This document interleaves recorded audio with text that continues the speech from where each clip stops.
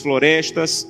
E um dia ele foi na cidade de Sodo, uma cidade no sul da Etiópia, e conheceu um pastor chamado Tadessa Assai. Um homem de Deus que tinha uma especialidade. A especialidade do pastor Tadessa era pregar nos funerais. Onde tinha um funeral, o pastor ia. Então, quando a polícia sabia onde tinha funeral, ia lá porque o pastor estava pregando, pegava o pastor, prendia o pastor, espancava o pastor, soltava o pastor e ele voltava a pregar. E um dia a polícia ficou com tanta raiva que disse assim: nós não vamos mais soltar o pastor Tadessa, ele vai ficar preso agora. E ele pensou: já que eu vou ficar preso, vou pregar na prisão. E levou 22 a Jesus Cristo dentro da prisão. E a polícia disse: não vamos mais soltar o pastor Tadessa, nem vamos mais deixar ele preso, nós vamos matar o pastor Tadessa eletrocutado, para servir de testemunho para que ninguém mais queira seguir Jesus. E anunciaram na cidade: amanhã, às 9 horas da manhã, o pastor Tadessa vai morrer eletrocutado. Mas eles não tinham cadeira elétrica. E eles chamaram as pessoas para o centro da cidade, para a praça da cidade, pegaram os fios desencapados, amarraram o pastor Tadessa, uma multidão veio assistir, deram 1 minuto para o pastor Tadessa orar, começaram um discurso contra o cristianismo, puxaram a chave para a corrente elétrica passar e matar o pastor. Houve uma explosão, fumaça e faísca para todo lado, a corrente elétrica não chegou e o pastor não morreu. Desamarraram o pastor e disseram: vão para casa, um eletricista vai consertar a gambiarra e amanhã nessa mesma hora o pastor Tadessa morre. E o pastor Tadessa pensou: já que eu vou morrer amanhã, vou passar a noite em oração. E voltou para a cadeia e passou a noite em oração. No outro dia, a mesma coisa.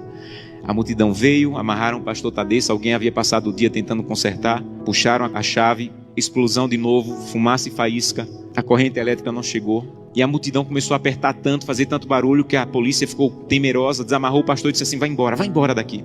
E esse missionário estava lá, e disse que acompanhou o pastor Tadessa, e disse assim: pastor Tadessa, o que é que o senhor vai fazer? Um homem que passou 2 vezes pela morte, o que é que o senhor vai fazer? E ele disse assim: tem um funeral, e eu soube que tem um funeral, eu vou lá pregar. E ele disse assim: pastor Tadessa, eu represento milhares de cristãos na América, e nós estamos orando muito por vocês.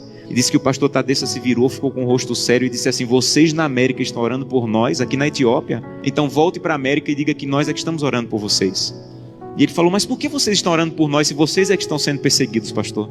E ele falou: irmão, ninguém na Etiópia acorda sem pensar, nenhum cristão na Etiópia acorda sem pensar: hoje pode ser meu último dia de vida, pode ser que hoje seja descoberto e seja preso e morto. Então, como nós não sabemos se esse é o último dia de vida, todo cristão na Etiópia passa o dia em oração. Não importa o que nós façamos durante o dia, passamos o dia em oração. Mas eu soube que as coisas vão muito bem na América, e que tem cristão na América que consegue passar o dia inteiro sem orar. É verdade que tem cristão na América que consegue passar o dia inteiro sem orar? E ele disse assim: é verdade. Ele falou: você sabe que é proibido se reunir, mas nós precisamos tanto do corpo de Cristo, que mesmo sendo proibido, nós nos encontramos escondidos à noite, no escuro, na floresta, nos cemitérios, porque nós precisamos do corpo de Cristo. Mas eu soube que vocês têm igreja na América em todas as esquinas, e vocês podem entrar na igreja a hora que quiserem, que a polícia não vai entrar para espancar vocês. Mas eu soube que na América, no dia de culto, tem cristãos que ao invés de ir para a igreja, ficam em casa assistindo. É verdade que no dia de culto vocês podem ir a hora que quiserem, e vocês não vão, vocês ficam assistindo. É verdade que isso acontece na América, irmão? Ele disse assim: é verdade. E ele disse assim: missionário, a minha congregação tem apenas uma Bíblia, e eu fiquei com medo de ser preso e minha Bíblia ser queimada.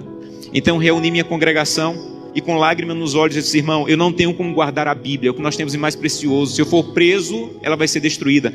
Então eu comecei a rasgar as páginas da Bíblia e comecei a dividir para cada pessoa. Era mais fácil guardar porções da Bíblia do que uma Bíblia inteira com uma pessoa só.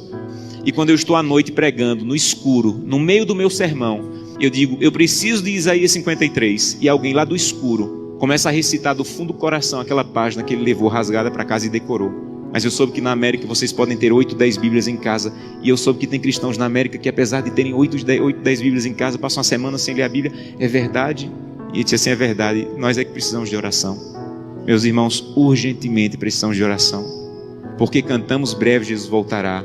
Levantamos a mão no apelo dizendo assim: eu quero voltar para o céu para ser dono de tudo. Mas ainda não estamos indo a Jesus de maneira séria, para que Ele arranque o egoísmo do nosso coração, e que nós possamos entrar na porta do céu, e nós não vejamos a rua de ouro, nem a parede de pedra preciosa, mas nós possamos olhar para o rosto maravilhoso de Jesus, aquilo que nós aprendemos a olhar nessa terra. Eu tenho um sonho da minha vida: entrar na porta do céu, segurando a mão de Gleice, minha esposa, e Glenda e Samuel, os meus filhos. Eu quero chegar em frente a Jesus. Eu quero dizer: Jesus, cheguei com minha família. Essa aqui é Glenda, Samuel e Gleice. E eu espero que Jesus diga mais ou menos assim: Josanã, eu já conheci a sua família, porque todo dia você ia à presença. a minha presença e me apresentava. Só faltava conhecer pessoalmente, mas eu já conheço tua família. Sejam bem-vindos agora.